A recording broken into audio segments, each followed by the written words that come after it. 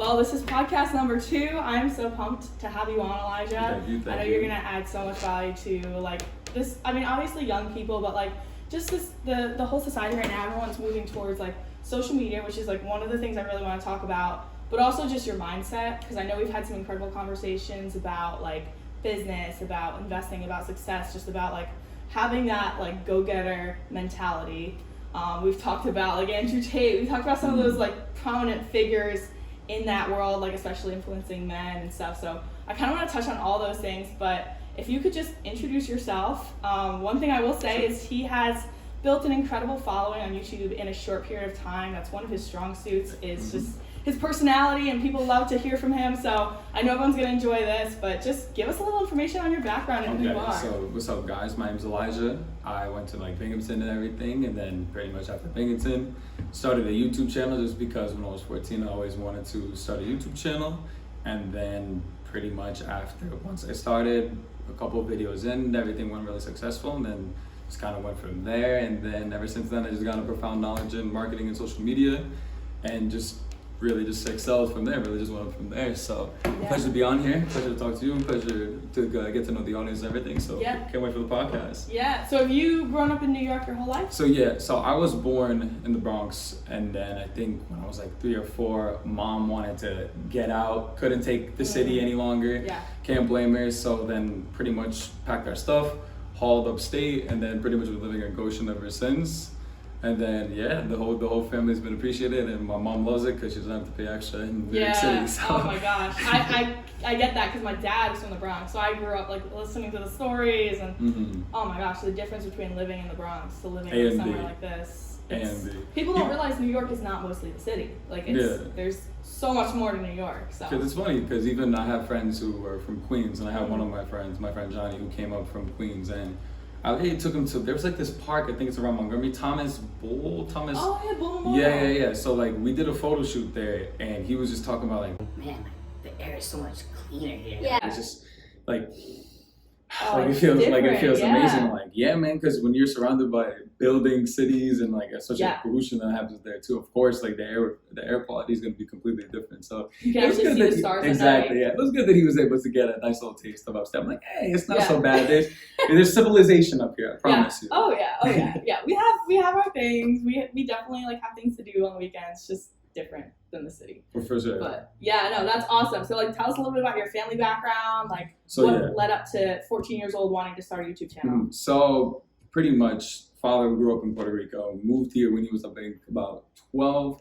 Mom is pretty much what we call NY Rican, so it's just pretty much Bronx, Puerto Rican. Okay. Typical love story, men in the Bronx, whoop, married. I came, then my sister came, and then pretty much, I think when I was around, I want to say 8th, 9th grade, there was a YouTuber called KSI, who I really liked him because of FIFA videos, because back then, I was kind of okay at FIFA. I was on gambling websites, probably shouldn't have been, but I was on gaming websites, playing FIFA. How old were you? I was like 15. Like 50, playing like grown men for like money. Wow. I was like pretty okay, like at FIFA and everything. It was fun because that's all I would do was just no life video games at that point. But since then he kind of did YouTube videos, and I loved the way he did YouTube videos. He just made it very fun at this point. He made it very fun, and then kind of just piqued my interest so then. But it wasn't until after Bing I was like, hey, I kind of always wanted to start a channel. And then I just really liked music, and there was an album from this artist called Pierre Bourne that was coming out. So I was like, you know what? And I was like, you know what? Okay, like let me just do a reaction video to it, just because why not? So did that first reaction, and it went pretty good. I think that first video, it went up to about like 19K views, just the first video. Wow. So I was just like, oh, okay, like I'm gonna keep doing it. You got like hooked. Exactly. Okay. So then from there, I think I did like Pop Smoke. And then it was like Juice WRLD. Those videos didn't do too good, but it wasn't until there was a random comment, just randomly, it was just like, hey, you should react to this Blackpink, like K-pop group. They just dropped this song, blah, blah, blah. And I was like, okay, like why not? I really don't care. It's something new. I tried writing with the guys that were a little bit iffy about it. So then I asked my friend Fireman, goes back to him. He's like, hey man, like, you got to give it the people once. But I was uncertain about it. I might have not done it. But he was like, hey man, like just might as well do it. What's the worst that could happen? That's the video that took off. So that's the video that took off, and then we just kind of found this K-pop rabbit hole, and then just kind of just found all new music from pretty much that side of the world, and then got to learn about Korean culture, music, you know, their whole biases like within like the K-pop group, you know, how things I guess work, if you want to call it, and then just fell in that rabbit hole, and just pretty much it just went from there. It was a lot of fun because then I brought all my other friends from college to do videos. It just became about just doing it with friends. Like, hey guys, like, you want to come to the video and like watch a music video with me, react. If you think it's trash, please say it's trash. If you think it's good, say it's good. And then it just kind of went from there. So that's cool because like you took that from a comment and it was like genuinely a niche that you were not exposed to. Not at all. So like your reaction was genuine. Exactly. What was your reaction? Like you enjoyed the music? I was just but the reaction was different and special because we were all a little giddy, like so to speak. Because think about it, like all three of us are here. We all have like dumb smirks on our face, or like there's a camera like recording. So like of course like it could be a little bit nerves, it could be a little bit of like like I'm with my friends, like we're about to watch this, it's about to be a great time. Blah, blah, blah, blah, blah. And then like that's why in the music video where we saw something that was like but when we heard and saw something that was like really good that piqued our interest, was like like this is crazy. You're animated. Like extra animated. We're like losing our shit on the video. And then inadvertently, it just so happens the audience just loves us losing it. And then, but like genuinely, that's like us. Especially when we get into a group, whether a group of friends that I'm like with, like that's just how we are. We just like to like have fun and like vibe. It's just always been like something that's very consistent throughout the videos. Yeah. So my question is, your first video, like you said, got like 19,000 views? I think it was 19K. Would you have kept going if it hadn't gotten that traction, like right off the bat? Well, technically I kept going because the next two videos didn't do too hot for my liking. So I think the Pop Smoke one, if I remember, I deleted them now, but I think that one went to about like 10. Okay. The Juice WRLD flop, that one had about like 4.5. So I was just like, okay, like you can't win them all. That happens. So went to the next one. I think we did one more before the comment was on one of the videos. I think it was like one more. But then it was just from there, that's like when I said, fell into the rabbit hole and just kind of just went from there from the whole YouTube thing. So do you read all your comments? Yeah, absolutely. Yeah, you recommend that? Absolutely, yeah. I mean, always read the comments. Just be mindful of the trolls. You're gonna get that one comment like, this was trash. Yeah. This is garbage. No, but if anything, it's great because that just helps you more, boost the algorithm. They're commenting, so they're making you more trash by their standards. So hey, it wins. Regardless, Please hate on my videos. Yeah. Please do. It just helps me more. So walk us through like then the timeline. You know, you're mentioning you brought some friends on, you're doing reactions as groups. Where did it kind of go from there? What was your following at that point? So I think from there, I want to say I was about 2,000 subscribers, let's just say 3K, somewhere around there. It was really from the video from Blackpink that's when it just went to, I think 10 to 15. It just just shot from there. So then we just kept doing Blackpink. We're just like, okay, like the people want more Blackpink, we're gonna give them Blackpink. So we just did like, I want to say 5 videos following the initial one that blew up, right?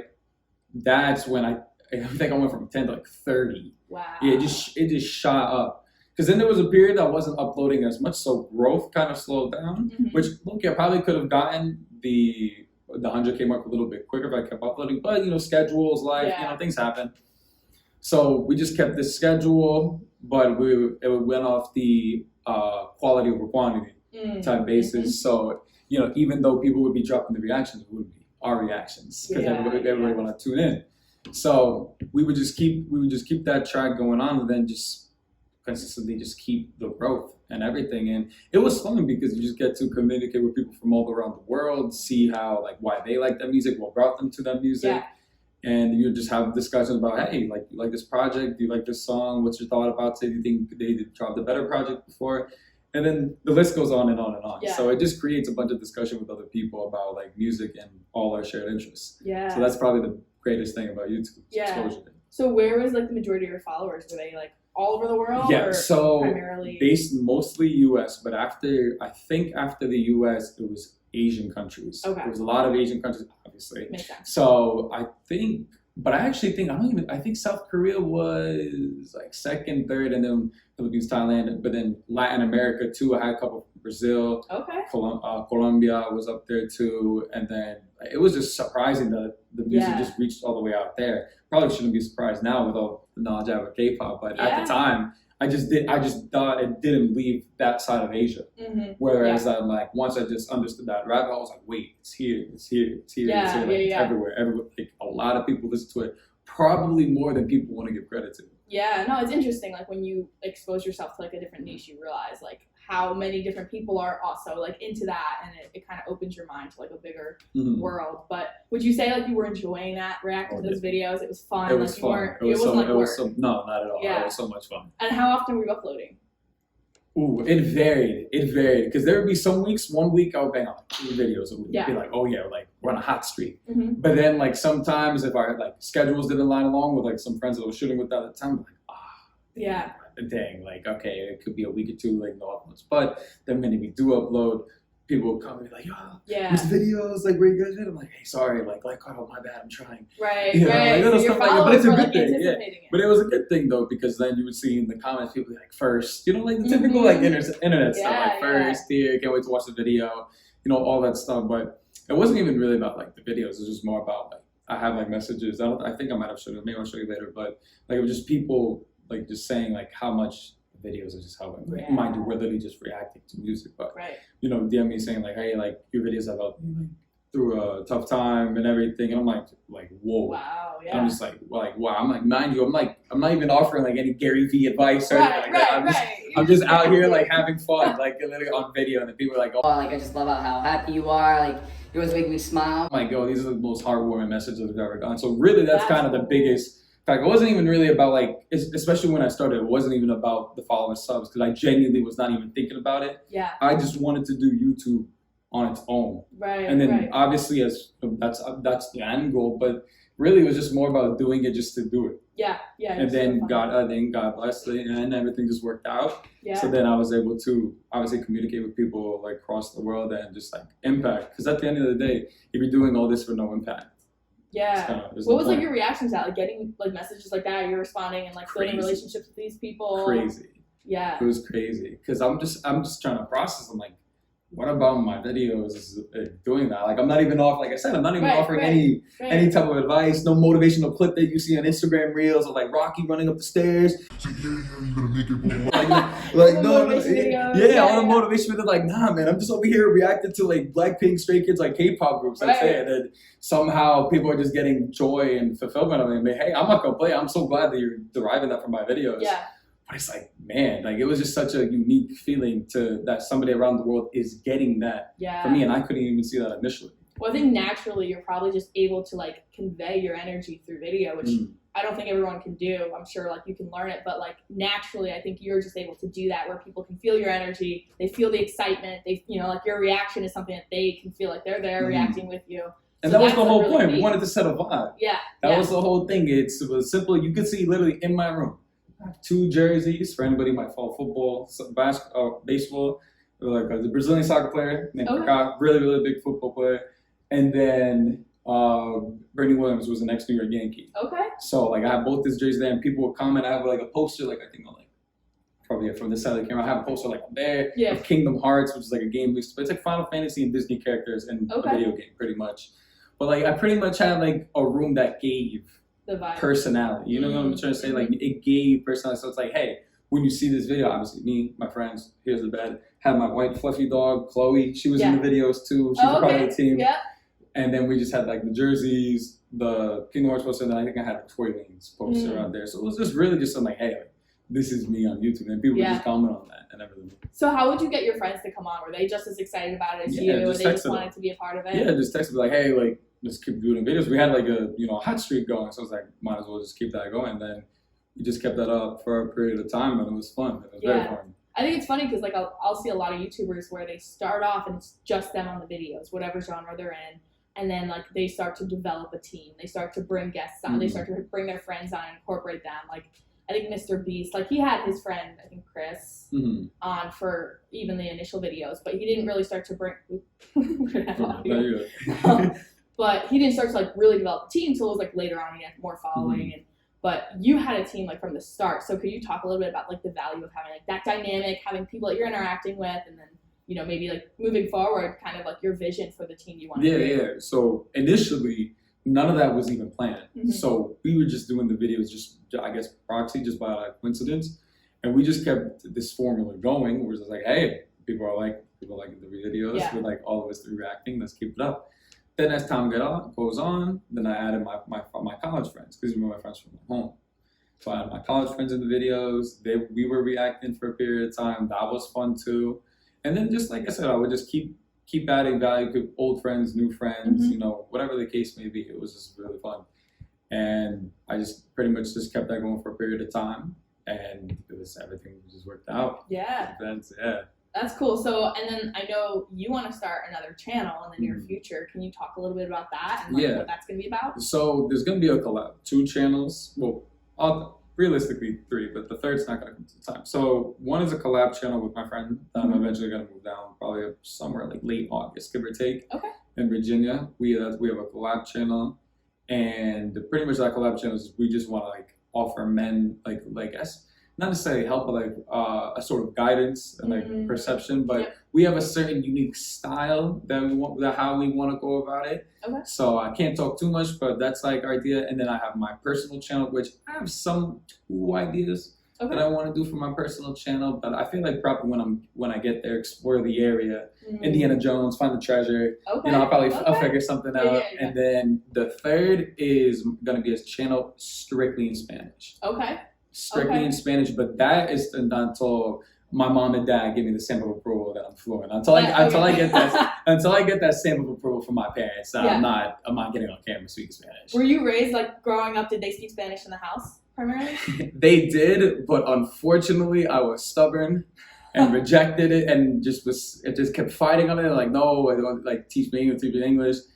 And then now I'm paying for it, unfortunately. Now I'm paying for it. I'm like, so I've been like 7 months in of studying Spanish, getting there. It's very quickly. Yeah. But man, I wish I was not stubborn.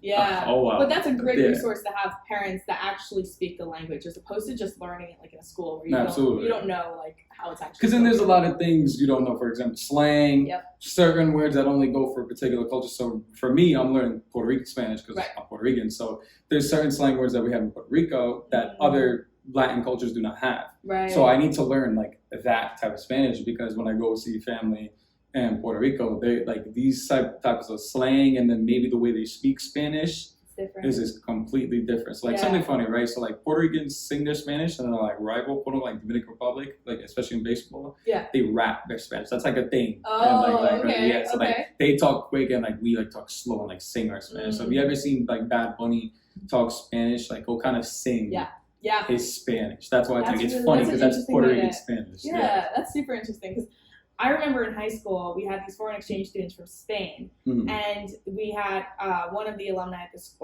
one of the employees at the school. He was Mexican and he spoke Spanish, and they could speak together, but it was different. And they had to like sometimes they were translating and stuff, and I was like, it makes sense because it's 2 totally different parts of the world, different dialects, but the same language. Yeah, so there that's was why there's like a safe Spanish. There's a safe Spanish, and then culture Spanish. So it's like, okay, if I'm Mexican, there's like the universal Spanish, and then Spanish that particularly for Mexican, that Mexicans will understand the dialect. So same thing as like Puerto Rican, Colombians, list goes on and on and on. Yeah. But especially Caribbean Latinos, like Puerto Ricans, Dominicans, like it's very similar, some of the Spanish.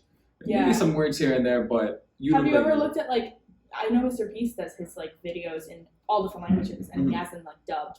Have you ever thought about doing that and having like an outside service, like translate it, even if it's in Spanish, translate it? In time, maybe, but I definitely want the perk of being able to speak Spanish, because then that's an outlet that I could really, it's like a key to a chest that I could like really unlock a lot of things with it. Oh yeah. So, and just for like personal ego, won't lie, just so I could talk to like my parents and like throw little slang words, like funny words in there too. But like I said, definitely in time. Once my Spanish is to the point where it's competent, then I'll like really start the channel and everything, and then just go from there. Yeah. So I love the fact that you mentioned you're gonna be starting 3 different channels with 3 totally different like niches. what's kind of your mindset behind that? Why do you want to have like the 3 different, those specific topics, and then also like have them broken up into 3 different channels? So one, it just goes back to the whole YouTube thing. Mm-hmm. Just like, I really want to be proficient on YouTube and make my money through YouTube. Because through YouTube, especially once you get like sponsors, if I do live streams, like, there's so much money to be made. You know, but obviously it's like, at the end of the day, content's king. If your content's trash, like, it doesn't matter how good you market. If you do SEM and pay for your ads, if your content's trash, it's trash. But with the collab channel, we just had this idea brewing between me, my friend Diamond, and my other friend Alberto. So Alberto's the tech one, Diamond's kind of like the business one, and then I'm more of the creative. So we have a triangle, a trifecta here. So we already have an idea going. I already have ideas for content that I told them that we should do. So like things are getting in motion for that. So that's the collab channel. Personal channel, I still haven't found what in particular I want to strictly do. I'm debating between maybe streaming, maybe vlogs. I still don't know yet. Like I said, once I get a better understanding of like the area I'm in and everything, maybe how far local cities are, because where I'm going is I'm probably going to go around Roanoke, Virginia. So like here's Virginia. It's pretty much a rectangle. Roanoke's on this side. To put in perspective, Virginia Beach is on this side. So it's on the opposite side of Virginia Beach. But from here, you have, I think, Memphis is like this way. North Carolina is that way. So there's a lot of big towns that are nearby. So like I said, maybe do some travel vlogs or something. I was thinking about that too. But once I get a thorough understanding of my schedule and when I could upload videos, because it's all about being consistent. Once I could figure all that out, then I'll probably have like a solid day for the personal channel. And then, but the Spanish channel is probably gonna be till maybe my next birthday. So April of next year, April 25th of next year. Hopefully, my Spanish will be proficient enough to, you know, do a whole content in Spanish. Well, you mentioned a couple of things that I have follow-up questions on. The first thing was the money side of it. So YouTube is a business for a lot of people, and it's a source of income. Can you talk a little bit about that? If you've had like sponsors in the past, or like where you see that going, and you know, as far as the income, what is like the biggest factors in really making that a sustainable business? So one of the companies I work with was the Coldest Water. It's pretty much like a regular, like, you know, Yeti. Yeti, same thing. Essentially, that was one company, and there was another one called Tokyo Candy, Tokyo something, Candy, something like that. And pretty much they give you a whole box subscription. It's the whole box and everything, where they give you like a huge, like a variety of assorted candy. It's free advertising, pay me. They give you they give you the whole kit. It's delicious. Like, I'm not even a big candy person like that. But like some of the assorted things, this is really good. Like, this is like really, really good. But those were one of the few sponsors, and it was just great because they gave me a box, and then obviously, you know, it was me, you know, spoke about their box, and then because I had one of my friends get it, and they're like, "Hey, this is the greatest record you ever got." And we're like, "Dude, this tastes amazing." I'm like, "Wow, okay, yeah, bro." So I'm like, "Dude, we got to plan a trip to Tokyo," which I want to go to Tokyo. For sure. Definitely go to Tokyo. That's a cool place. Yeah, so that's interesting. You tried it first, and then you're like, okay, this is something I can promote. Because I know a lot of people, it's like, that's a big thing with like sponsors and stuff on YouTube. It's like, is it something you actually believe in? It's something you actually enjoy, and then you promote it. But yeah, no, I know a lot of people like that blow up on YouTube, that becomes their full-time thing. So do you see that? Like, I know you have a job right now. Do you see that in the future being like your main gig? Yeah, for sure. Obviously, I can't. You know, I'm not a wizard. I can't predict the future. But like in time, I definitely want to be. I think it's more probably say self-sufficient for sure. Where like I'm my own boss. But that's going to be in time. But that's obviously the ultimate goal, because then I feel like once I'm self-sufficient and where my money is being making passively, and I don't have to like, I guess, clock in, so to speak. Then I feel like the content just it's just gonna skyrocket, because especially because people when they go on YouTube, they want to be entertained. It's as simple as that. People want to be entertained, or they want to see something that, you know, they don't have. So if you're going to like, hey guys, you know, about to go to Thailand today, we'll do, it's like, oh, like they're living through you. Exactly. Everybody gets to go to Thailand. So like they're living vicariously through me. In like, let's just say hypothetically Thailand. They're like, whoa, like here all like the bars or the clothes, here's how Thailand works, or maybe stuff that pertains to that particular culture. Whatever. Like that. So I feel like the content really get to it. And also because I just want to travel. I definitely if I had the choice, everything works out, like I would be nomad. I would, this country will live for a month. This country will live for a month. I would totally do that in a heartbeat. Yeah. It just seems like fun. Yeah, and you like hustle for a couple of years and you make that your lifestyle and you're just traveling and it's incorporated in your business, you're making money. Yeah. It's fun, you don't have to even think about it. You're not coming back to a job. So it's like, I heard this one quote once and it was like, why not, instead of like vacationing for 2 weeks every year, give up the vacations for a couple of years, work so hard that you create a life that you don't need to vacation from. Like a life that you can genuinely just, you travel full time or you just love your life. And I think that's so true. And one thing you mentioned about like not working for someone else, I feel like so many people in our generation, maybe it's COVID, maybe that really expedited the process, but a lot of people in our generation are realizing they don't want to do a 9 to 5 for the rest of their life. Like that's become such a trend. And I think like they don't know how, like a lot of people are messing around with different things. And you always see like the reels or the TikToks about like drop shipping or real estate, Shopify, Amazon business. Yeah, oh my gosh, there's list goes on. Yeah, but are you on like some of the short form platforms of doing like TikToks, Instagram reels? So I'll be honest, I'm not the biggest fan of TikTok. If obviously I know what the market is catering towards, they're catering towards short form content. So I would just pretty much exhibit the same formula that other podcasts are doing for me. Have the podcast, cut it up into shorts. Yeah, just maybe do a shorts channel. Some people do that too. I'll figure it out whether I want to put on the main channel or a separate shorts channel. But pretty much, especially now, I forgot where I saw this, but I think it was on Twitter, where when people are scrolling mindlessly, getting left, right, whatever, I think I saw you have 0.5 of a second to just reel their attention. Yeah. If I'm not mistaken, I forgot where it was somewhere on Twitter. Yeah. But I wouldn't be surprised if that was true. And that just shows you how hard it is now for marketers to like grasp people's attention. Oh yeah. Especially when scrolling through YouTube Shorts and Reels. Like that's all you got. I'm like, that's crazy. Which I know marketing advertising is kind of like your thing. Like you are in that world, you're in that industry, that's what you do. So I'm sure that plays a role in like, thumbnails and your hooks and everything, time of upload. Like even the same thing with Instagram. Like time you upload, you have to just factor in, it's like, okay, especially depending on where you are geographically. Yeah. What time am I gonna upload? Yeah.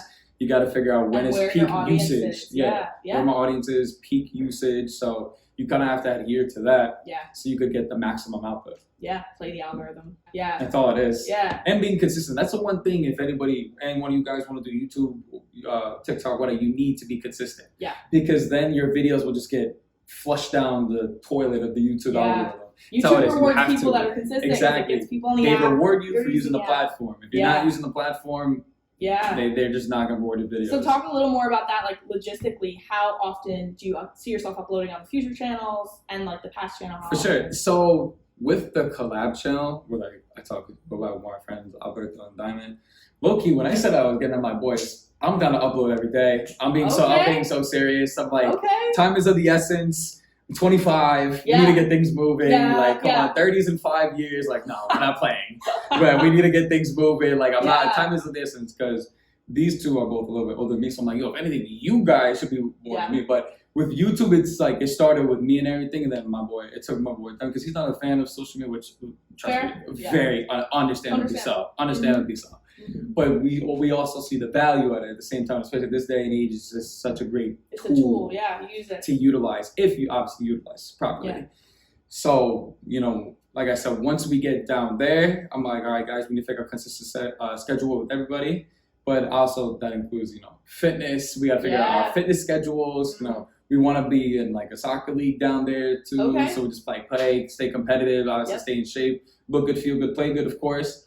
So we want the whole it's gonna be grind lifestyle for a good year or two. Hopefully, God willing, because if everything goes well, we would hopefully escape the matrix by maybe 2 years from now. So maybe if I could 27. Leave your job. Like that would I love that. Be free. Like I said, be truly free. Because it's a shame that in order to really experience life to its fullest potential, you need to have your finances in order. And it's a shame because not a lot of people are unfortunately going to have that luxury, which truly is a shame. But I mean, for the people that are a little more financially motivated or incentivized, they you will experience life to its utmost. And I think that just comes with just being honest about what you want to achieve in life or what you can make peace of not having. And it's just being honest. Because let's say somebody makes, average money, but they're totally happy because by all means you won. You won in any way, shape, or form because you're happy within and outwards. That's exactly all. That's all that matters. But if that's truly not what you want, you don't put the work, and then you're like, you just pretty much fumble. Then you failed because you wanted something more and didn't do it. So it really just depends on being just honest with yourself and just being aware of what you want in life. And I feel like if people just come to a more thorough and honest understanding of that, and don't cope and just be honest with yourself, then like you could truly be happy. Just kind of let go of that anger. There's this great quote that just made me think of it. That like it goes I'm gonna butcher it, but something along the lines of heaven is when God's gonna introduce you to the person you could have been, and you don't want to be looking in the mirror staring at somebody that's so much greater than what you are. And I think so many people, like, they could be happy in a 9-to-5, and if that's your calling, like to be a doctor, be a lawyer, like so much respect. We need those. We need those people. Yeah, and like there's so many people that's their calling and they're happy in that, and like respect to them. But there's also so many people that just do that because they think they're supposed to, and they have a feeling like maybe there's more out there, but they never actually pursue that feeling. They never act on it, and that is like we were saying, like that is the saddest thing because you just live with this regret and you wonder what if. And if you don't ever take that risk and go do something different, just like literally whatever it is, do something. Like take a chance, because otherwise you live an unfulfilled life. And I think it's really important when you're young to go do that. But if you're old and you haven't done something, like there's literally not a limit. Like go do it. My mom started a personal training business in her 50s after COVID. And, I give her so much credit because it was something she always wanted to do. But she was a teacher and then she was a stay-at-home mom and she never did it. But she's doing it now. And I'm like, you know what? You're never too old to do that. So I think it's just because people need to have something to work towards, because some people, unfortunately, they just exist. You know what I mean? They just exist here with no really purpose or calling. So unfortunately, not a lot of people find that. But for the people who do, it's worse when you do find it and then you just don't do anything about it. Because it goes back to the quote where a lot of people live till 30 but don't get married till 80. Like that's a lot of life. That's a lot of life between 30 and 80, like just to just be like, that's it. And I think so many people our age can justify like throwing these years away, partying, whatever it is, or maybe they're just spending all their money now, as opposed to delay for a couple years, work really hard, hustle, like you were saying, for 2 years, and you can create a life that you don't need to escape from, a life where that can just be your lifestyle, whatever. If you want to party, if you want to travel, if you want to go experience, luxury, go, like work hard now while you're young. You have so much more energy at 25 than you're going to have at 40. I would personally, I would much rather retire in my 20s, get to go skydiving, go do all these things while I'm young and I'm fit, as opposed to being like 75. I retire. I'm like, I'm not going skydiving at 75. Like, it's not going to be the same experience. And I think you really do have to like figure out what do you want to experience in life, and there's other people doing it. They make those cars for someone, they make those jets for someone. Why not you? Like, just go out and figure out how to make it happen. And and it's easy to say, obviously, but you do have to start somewhere. You have to do something. You have to meet people. You have to network. You have to just explore, research, and figure out what it is that's your thing. But back to the short form content, I've heard this model from a few different YouTubers of like, the short form is to gain exposure. You're not going to sell anything through short form. And then that brings them to your long form content, which is where they get to know you. That's where the money is. And then if you have a business, if you have a product or a course or some kind of service. Patreon too. I'm not sure. Are you familiar? Yep. Patreon, where you'd be like, hey guys, if you want more exclusive content or something like that, it's up to the Patreon or something like that. Obviously, we're going to be creating a Discord server probably for our collab channel. So there's going to be like a bunch subscription. Like we're figuring it out, but we definitely want to create. It's more about creating a community, and then everything else will just fall under from there. But like I said, it all boils down to making sure that the type of content that you're putting out is not trash. Right. That's like number one. Right. Because I don't think I mentioned this before. If you guys see like my YouTube channel, Papi Pena, right? All those videos, like Patrice did better than me. She got the nice camera. I did this on my iPhone. I just which goes to show you don't need a nice camera. You don't need a nice camera. No. I just took this, set it down, and record. That's literally all I did. Yeah. And then when I tell people, they're like, bro, you like seriously? Like I thought you had to buy like the $1,000 camera. I'm like, dude, content is king. And at the end of the day, let's be honest, iPhone's cameras are like pretty damn good. They're good. They're pretty damn good. At this point, 2023, they're high quality, man. You don't need much. You really don't. So literally, so no excuses. Just set up something, and then all like the making it look pretty, making it all look fancy. That comes in later. Fancy. Yeah, that comes in later. Yeah. Focus about making your content key, because you'd be surprised. I've seen a lot of, even in the fitness community. There's this one fitness YouTuber, his name's Sam Sulek, some random like fitness bro. His fitness content is minimalist. No edit. There's like barely any editing, if at all. Okay.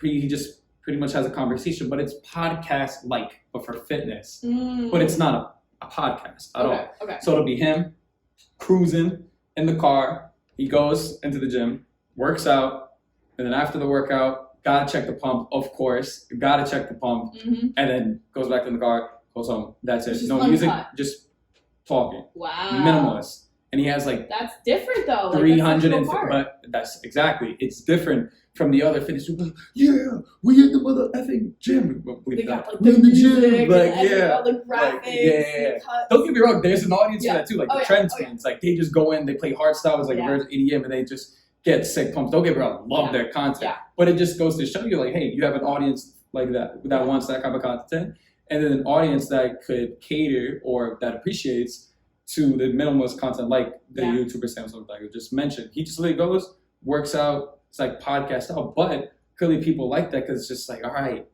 I'm on my lunch break. Yeah. Play his video. It's really it's like cool. It's your personality too. Like people are gonna personality resonate with takes that. off. I look at like, because I used to watch like all these different vloggers, and like in my teenage years, Emma Chamberlain, and then like you compare that to some of the other, I don't even really know their names at this point because I don't consume a lot of content.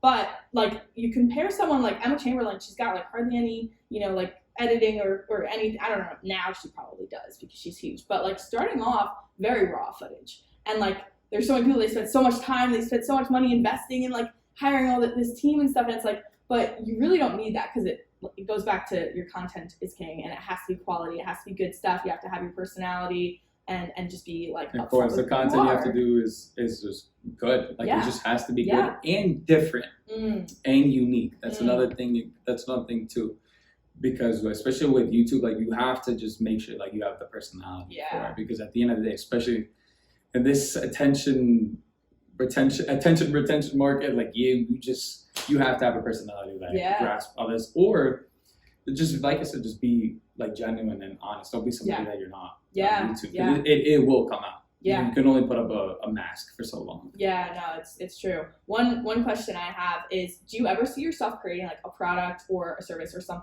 type of business tied to your channel? Maybe. Yeah. Maybe. I feel like that'll probably come along when the process. Have the following, it might come along, be like, hey, we should offer something like this. But it's obviously something about it, because truly, at least in my opinion, like, money, of course, like you want to like make money, but like you truly have to make sure that what you're providing is actually like making an impact. Because if you truly have impact first and then financial stuff later, I feel like that'll actually work to your benefit more than if you have money first, then impact second. Because if you have a product that you're selling but it's trash, it's not going to be successful. Because especially if you're trying to do the long game, longevity, like you got to make sure that the services that you're providing are worth what I'm paying for. That's a nugget. 100%. Like if you're chasing the money, it's going to, like, people are going to feel that. They're going to feel that you're not being genuine. It's cold-hearted. You're selling. And when you get into that kind of like mentality, I think it also limits your creativity, because you're all about, like, if you become so obsessed with the algorithm that all you post is what the algorithm wants, like, you're going to lose a part of your following, because they're following you because they like what you're putting out. You pretty much, like, you can't become Mr. Krabs. You can't become Mr. Krabs. Like, no, you can't be like that. You have to just be honest with your people, because like it just goes back to like my statement earlier. With my channel, like money was not a factor. You just enjoyed making videos. I just wanted to make a video. That's literally it. Everything else was just a byproduct. Like, oh, cool, it has a couple views on it. Oh, nice. Yeah. I can't wait for the next video. Like that. And then that was that. That's awesome because I see that consistently. I do study YouTubers and like across the board, really big YouTubers. They just love making videos. Like you look at Mr. Beast, he made videos for like, I don't know, 10 years before he took off. For a minute. Like a He made long videos time. for a I don't even minute. know how many videos For a he made, minute. but like a lot. And like I know like Graham Stephan, who's a finance YouTuber. That's kind of like what I watch. But like same thing. He just enjoyed making videos and he would just document what he was doing, and it wasn't, you know, like this big production like it is now. But like actually enjoying it, like you're gonna be so much more creative because you're being yourself and you're putting out content that you're actually proud of and that you enjoy, and you know you're not so caught up in like everyone else's reaction to it. So I guess last question now: what are you most excited for this new chapter of your life? You're moving, you're starting some new channels. What is like the biggest thing you're excited for in the next coming year? Dang, a lot. Yeah, A lot. So definitely new state. 100%. I've been wanting to out of New York for a minute. We love New York, but yeah, I can't. I'm not built for the cold weather. I'm sick of it. I'm tired of it. Definitely after that, and the business side of things. So of course, YouTube building, pretty much just getting back what I lost. Yeah, that's like the biggest thing for me, and I like can't wait to make that comeback. Like feeling like Rocky out there. Yeah, like, I can't wait to make the comeback. Obviously, and then just really just make an impact. That's probably like the biggest thing from everything, and pretty much live like the life that I want to live. So it's gonna be ideally, if I have to give you like a mop day, right? Yeah, let's hear so it. Just say, right? We have the job and everything. Okay. If I have to wake up at 5 a.m. to exercise, I unfortunately will make it happen. I don't want to. I'll make it happen because I don't like early mornings. I'll be very honest. I hate early mornings. Yep. But if it has to be like, okay, fitness here, work, and then YouTube probably after, which I have a feeling that's probably how it's gonna go. Yeah. But it's probably how it's gonna go. Yeah. Then I'll make it happen because like especially now I'm on like a new program and everything. My workouts are taking about 70. Like about 70, 70. Become the training a little bit different. I'm not doing like bodybuilding. I'm doing more of, like athletic training. But that's another time for another time. But if I have to change my schedule, like I'll do so. And it's just pretty much living like that hustler lifestyle for like a period of time. So it's just fitness, work, YouTube, and then like time with the bros or something like that. You know, time with friends, homie. Because at the end of the day, those are the memories that take you through when you're like 50, 60, 70, 80. So you know, so like appreciate I think what they say, it's the journey, not the destination, right? Yep. That's what they say. Yeah, something like that. So just trust the process, but obviously make sure that you're doing enough to get the process moving. Yep. And then just really just faith. At that point, you need a little bit of luck with everything. If somebody tells you different, they're lying. You need a little bit of luck, some hard work, and then if you're doing what you're supposed to do, everything will work out. Yeah. So, but just staying the course, though. You gotta stay the course because say you're consistent. Not feeling it. You're gonna miss the luck if you don't stay consistent. That's what I'm saying. I'm tired. Yeah. I'm feeling it today. Tomorrow. Then tomorrow comes on. Like because it just takes one. It just takes one. That one video that blows up. And exactly. The whole channel. And that's all it is. But like I said, just can't wait to just start the new chapter, the new state and everything. Like I told my mom told obviously my grandma, family told my uncle over in Thailand too. Oh, awesome. Gotta pay him a visit one day. Got the blessing. Yeah, I got the blessing all the way in Thailand, and just. Can't wait to just get things moving, to get life started. So to speak, finally. That's epic. Finally, guys, it took me 10 months to get a job. 10 months. Stay the course. Stay the course. It sucks. It's horrible. Came through with your dream. It did. So just stay the course and just stay motivated. Honestly. Oh, that's awesome. And just like a side note, the morning thing, I relate to that. And it's like, I literally laid out my schedule because I'm starting a new job too. And you know, when you're working a job and you also have a passion on the side and you're building a business, like you have to be disciplined with your time. And it's like, I'm a night person, but I've also become a morning person. And I literally wrote out my schedule. I'm like, okay, 4:30 in the morning. I gotta get up. I gotta work out. I gotta get this stuff all together. You're better than me. I can't get up at 4:30. Well, I haven't done it yet, but that's the plan. And then, like, you know, you set the time aside when a lot of people are, you know, taking a nap or they're watching TV or whatever, and that's when you're making your videos. So, that's awesome. I'm so pumped for you. Everybody really gets to exciting warm, chapter. Right? Well, best of luck in Virginia. I'm definitely gonna have you on the podcast once For sure. you know, like that new chapter is full fledged. We'll do kind of like a follow up, but for sure. yeah, I'm remote, so I could literally travel whenever. Yeah. So yeah, just let me know. That's epic. It's a great setup. But thank you for being on. Course, This is of course. fun. Thank you for having me. Awesome. Pleasure. Alrighty, wrap it up then. Let's see. We did like right on time. 44 minutes. Look at that. Fire.